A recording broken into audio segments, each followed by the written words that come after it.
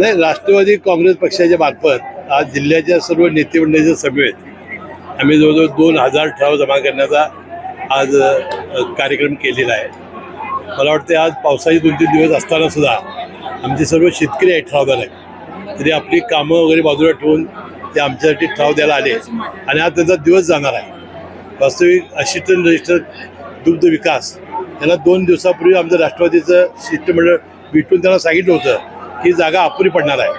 शेवटी जिल्हा दूध संघ याची निवडणूक आहे, तिथली जागा घ्या आणि जा मोठा मंडप घाला असं सांगितलं सुद्धा प्रशासकांनी अजिबात त्याला प्रतिसाद दिला नाही असं AR ठाकरेंचं म्हणणं आहे.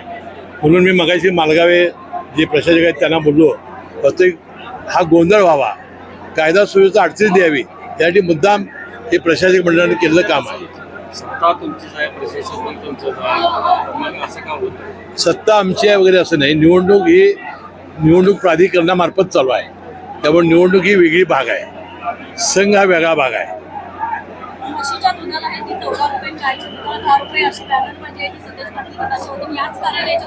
तुम्हाला मागाशी मी सांगितलं की गेल्या वेळेला जेव्हा निवडणूक झाली त्यावेळेला काँग्रेस, राष्ट्रवादी, जनसुराज्य आणि आताची जी शिवसेना आहे, शिंदे गट आहे, आम्ही एकत्रपणाने निवडणूक लढवली होती. आणि पहिले 2 वर्षे विश्वास आबाजी पाटील हे चेअरमन झाले होते, 2 वर्ष अरुणराव डोंगरे चेअरमन झाले होते, ते आता सध्या राष्ट्रवादीत आहेत. आणि शेवटच्या वर्षी माझा मुलगा नवीद मुश्रीफ हा जो राष्ट्रवादीत आहे, अशी 5 वर्षे आम्ही काढली. आणि आम्ही निवडणुकीवर आश्वासन दिलं होतं की 2 रुपये आम्ही या 5 वर्षात गाईच्या दुधाला आणि म्हशीच्या दुधाला वाढवून देऊ.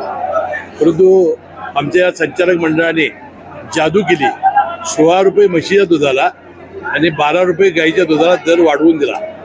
त्याशिवाय 35 वर्षाचे जमलं नाही. ते फार मोठं काम या संचालक मंडळाने केलं. पुण्यामध्ये जागा घेतली, तिथं आजपर्यंत आपण 5-6 लाख लिटर दुधाचं संकलन करतो. तिथं पॅकिंगची आपली व्यवस्था नव्हती, तो करण्याचा प्रयत्न स्वतःच्या हिमतीवर त्यांनी केला.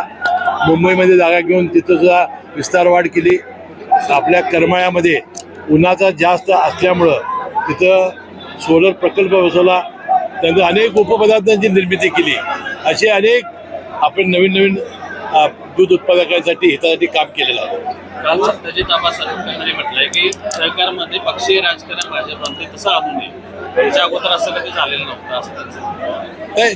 आता काल सतीश पाटलांनी वेगळे ठराव दाखल केलेले आहे आणि त्यांच्या भावनाही मी बघितलेल्या आहेत. मला वाटतं या निवडणुकीमध्ये युती म्हणून आम्ही लढणार आहोत.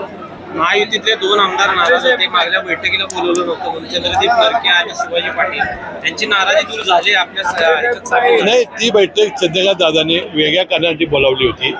वास्तविक त्यांची नाराजी दूर करण्याचा प्रयत्न पालकमंत्री चंद्रकांत पाटील करत आहेत. आगामी बैठकीला दिसतील दोघे एकत्र, आगामी बैठकीला दोघे एकत्र येते, आम्ही एकत्रच आहोत.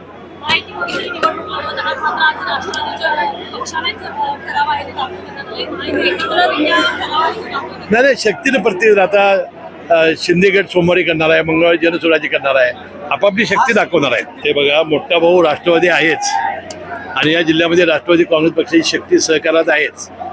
आता ज्यावेळा आम्ही बसू चर्चेला आपण पॅनल करण्याबद्दल, त्यावेळी निश्चित वाटा हा ठराव ज्याचे जास्त आहे त्याला मिळणार आहे. आज काय आम्ही बोलणार नाही, आज वेळ आहे, एकदा पक्की यादी होऊ दे. मुलींसाठी सर्व स्वतंत्र सुविधा असणारी एकमेव अकॅडमी म्हणजे राजर्षी शाहू करिअर प्रबोधिनी.